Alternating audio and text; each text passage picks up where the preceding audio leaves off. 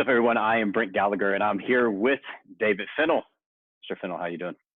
I'm doing well. Thanks for having me. He's there. He's coming from his steamy garage, where he has been quarantined off for the last 41 days as we're recording this today on April 27th. So he's been at home pretty much all the time, training all the clients virtually from his home gym setup, which that hasn't always been there, has it? It was kind of a new addition here. Oh, yeah. The pull-up bar, that was my present to myself when I knew I was going to be stuck at home. So I had to give myself something to do here. So just like a lot of you, we have been scrambling to as well, just trying to figure out how do we maintain our distance with the gym closed down, how are we keeping ourselves fit and healthy at home. And that's what the purpose of these talks are, is to simply kind of peek behind the curtain, so to say, and let you in to know what it's like to be a trainer in this world. Let you know basically, what are the highs and lows for us? What are the things that we struggle with? What are the things that we're doing to try to, as David said there, get creative and build out our own home gyms as well here. So we'll kick it off with that, David. So we see your pull-up bar. We see the T-Rex there kind of hanging behind you. What have you been doing to keep yourself healthy and fit during this season? Well, for me, I love routine. And so whenever this all happened, it really got kind of turned on its head, or completely was basically just washed away. So for me, was really just establish a routine as quickly as possible. And basically my workouts have switched to something very simple. I'm trying to do something every single day. Most days of the week, I should say. One day of the week, I do absolutely nothing. I just lay on the couch and do nothing. Maybe walk around with the kids and stuff, but for the most part, I really take that day off. For a workout standpoint, I keep it simple. There are workouts I might keep it as much as 3-5 exercises, go through it 5 to 10 times, and call it a day. I'm really not trying to challenge myself in the sense of like a mental challenge, so I try to keep it simple. That allows me to just blank with my mind, focus on the work there ahead of me, and get my movement in. So I really try to keep that simple, and keep the routine going. Yeah. I think if we could do two things here. One, if we could replay this and say, you said that you lay down onto the couch. Are you checking out watching Mickey Mouse Clubhouse with the kids, or are you able to kind of like have a little bit of me time during this period of time? I know you got 2 younger ones, so sometimes we don't necessarily always get to have it our way. Yeah, well, definitely during that like quiet time, that's more like I get to hang out with the kids there. I might have like a Topo Chico or something, just sit and chill. My time comes in the morning for sure. So like I still wake up early. I'm still waking up at 4 a.m. just like it was when I was coming into the office. So I have actually a little bit more time to myself in the sense that now I do not have to commute to work. So that has been a blessing here, hiding in it. But still trying to read every single day. I am reading every single day, whether that's scriptures or a book, or just kind of checking out what other articles are to go. But that routine for myself and that little time that I have alone really helps set myself up for the day. It puts me in a good mindset as well. And when I'm in a good mindset, I'm better as a trainer, I'm better as a husband, better as a father, and it kind of goes down the list there. Yeah. Perfect. Again, if you could replay this and count how many times he said simplicity and routine, I think that sums everything up. The way that he has kind of helped to, he's a very routine-driven person. Both of us, he and I, kind of like see the world the same way. Of once we do something once or twice, it's our new routine. It's so easy for us to form a habit. But even for that is when this shift came, when we closed down and he went from working, driving to work, training people, going home, kind of having a life pre and post work, to being 100% at home. He quickly found the ways to set a new routine up and to say, hey, I would imagine, was it pretty easy in the beginning, or did you have some ups and downs of trying to, you're going to try it one way today and then tomorrow you're going to try a different way? Yeah.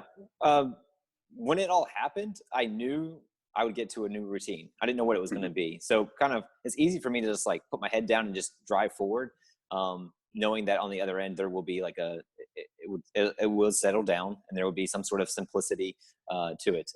So again, at the beginning, I knew it was going to be chaotic, but I kind of just ducked my head down, worked through it. But trying to get to the routine again. When I got to that helped me as well. From the sense that ups and downs here, switching to virtual, that's been something I had no plans on ever doing. If you would ask me 3 months ago, I would be like, nope, never going to do virtual. And now that is all I'm doing. So there's been definitely a learning curve here. And even people are coming to me asking me the questions about the Zoom meetings, which uh, I'm by no means the expert here, but I've become kind of the person that people come to ask Yeah. questions. And So, then I but have you so go I was ahead. going to say I just have the internet connections like everyone else, kids coming in and out. So I do have those things going on as well. When you talked about it, you said a couple of things in there. You didn't have a plan going into it. You just knew something was going to come out of this. You knew the routine, some kind of rhythm was going to come out of it at the end of the day. And so what it is you expected challenges. You expected, obstacles to kick in. As you said, you had internet connections, you have kids running through. I would imagine in the beginning you're in your garage, you're thinking, okay, am I being too loud? Am I waking up the rest of the house? Like you just went with it and you said, hey, I am anticipating all this stuff. And that's what we talk a lot about here at Avenu is like the sustainability part of what we're doing is just to expect bad things to happen.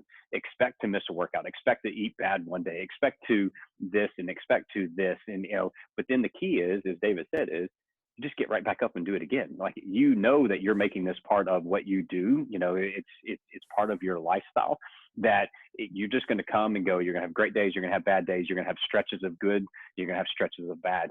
But I think this is the key is you just get back up and you continuously keep moving forward. So with that in mind, yes, you formed your habits really easily. You and I kind of like get right back into a routine, fairly quickly.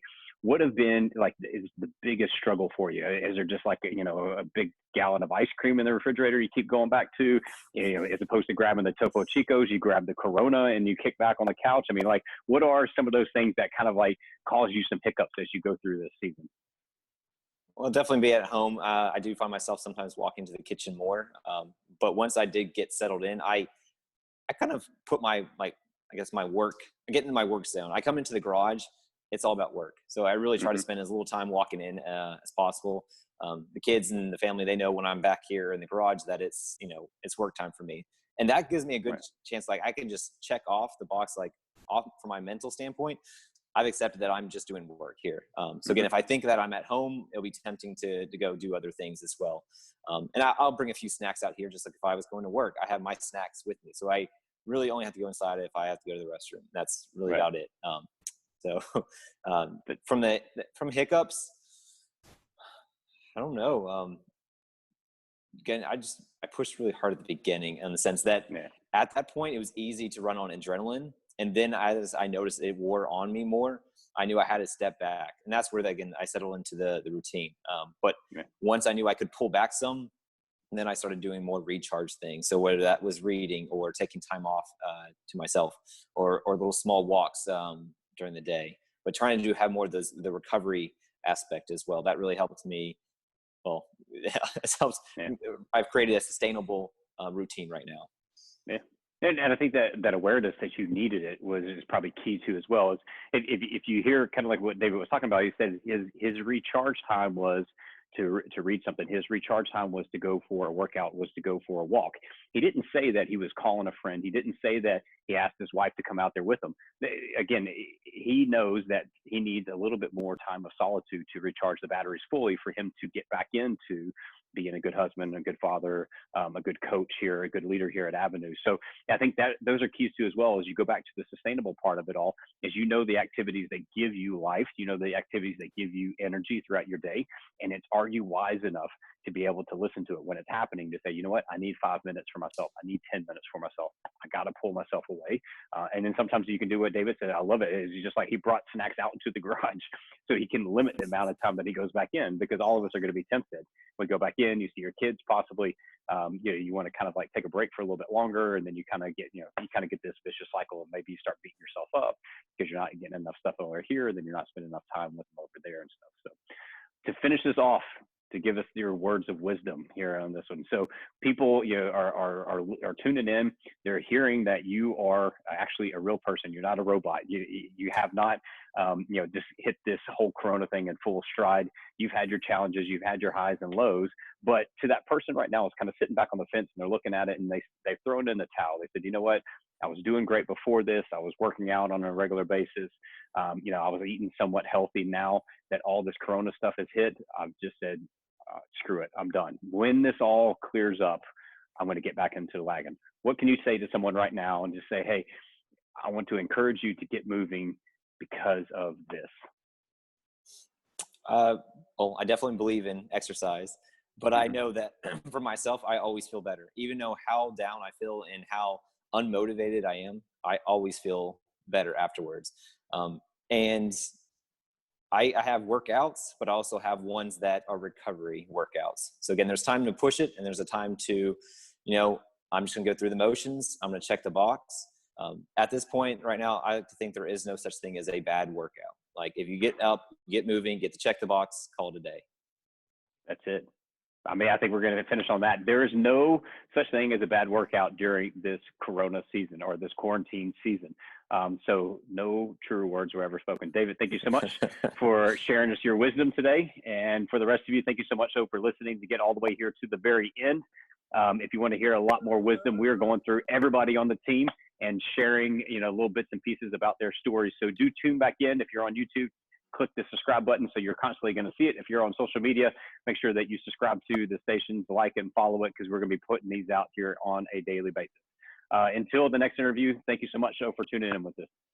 Thanks for having me.